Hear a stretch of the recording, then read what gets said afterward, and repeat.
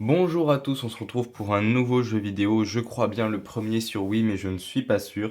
Mario et Sonic aux Jeux Olympiques, donc le premier de la série Mario et Sonic aux Jeux Olympiques, celui de Beijing 2008. On est sur un jeu qui est sorti en 2007 sur Wii, en 2008 sur DS, euh, qui a été développé et édité par Nintendo et Sega. Les deux ont participé sur le développement et l'édition.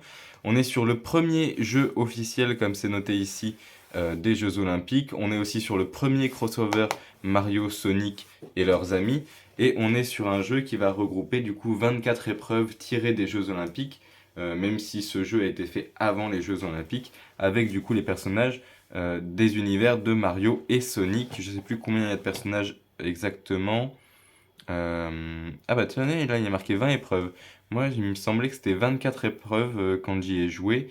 Et en vérifiant, alors j'ai pas cherché particulièrement, j'ai juste voulu vérifier sur Wikipédia plutôt que de relancer le jeu, etc. Il y avait écrit 24 aussi. Donc ça m'avait conforté dedans, mais apparemment pas. On a 16 personnages des univers Mario et Sonic, plus les Mi. On est sur un jeu du coup qui est assez ancien, un PEGI 3+, mais qui va du coup être compatible avec moins de choses. On est compatible EDTV et HDTV, et compatible 50 Hz et 60 Hz, donc c'est vraiment quelque chose d'un petit peu plus ancien. La Wii étant sortie, je crois, en même temps ou avant que la PS3 globalement, mais moins puissante et moins chère aussi à l'époque, il me semble bien. On peut aller jusqu'à 4 joueurs, il faut et les manettes classiques et les nunchucks. Euh, on pouvait le retrouver sur olympique.org et c'est une version française intégrale. Hop, je vais juste vérifier que ça rentre dans le cadre tout à fait. On est sur un Nintendo Wi-Fi connexion. Je sais pas exactement ce que ça veut dire. J'imagine que c'est qu'on est obligé de passer par la Wi-Fi de Nintendo, enfin de passer par Nintendo pour ça. Mais je ne sais pas exactement. Si on lit un petit peu l'arrière, on a place au fun, place au jeu. Les équipes de Mario et Sonic participent pour la première fois au plus grand événement sportif du monde. Courez, sautez et nagez pour ramener à la victoire ces athlètes légendaires. 20 épreuves officielles pour jouer jusqu'à 4 joueurs. Choisissez parmi 16 personnages des univers de Mario et Sonic, déverrouillez des niveaux et découvrez des objets incroyables des mondes de Mario et Sonic. Utilisez votre Mi dans 3 modes de jeu différents. Donc voilà, là ça nous fait déjà 3 plus 20, 23. Et il doit y avoir un niveau ou un truc à débloquer pour faire 24, j'imagine. C'est pour ça que c'était resté 24 dans ma tête et 24 sur Wikipédia. On a bien sûr le Seal of Quality de Nintendo. Si on va voir à l'intérieur, on a un CD qui est entièrement orange, qui est en relief. Donc ça se sent au toucher, même si vous ne pourrez pas le sentir. Qui illustre du coup le stade ici, mais sans Mario et Sonic. Et on va avoir un petit livret qui a exactement le même design que l'extérieur de la boîte. C'est du coup notre petit mode d'emploi.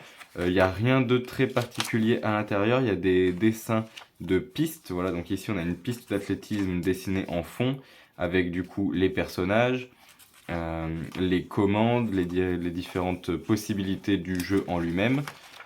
Autrement, il n'y a pas beaucoup de décoration, il n'y a pas grand chose de très particulier à noter.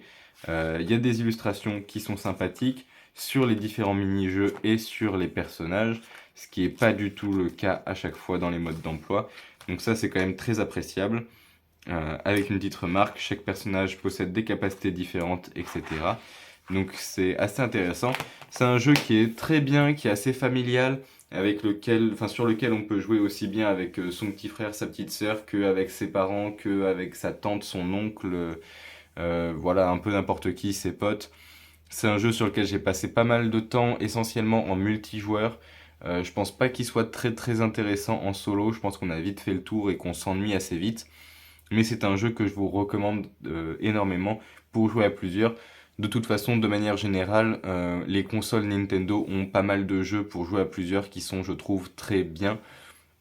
Donc si vous voulez acheter une console ou des jeux qui sont pour jouer à plusieurs dans un cadre plutôt, euh, disons, multiple, à la fois familial, à la fois avec les amis, etc., c'est des licences et des consoles que je vous conseille vivement.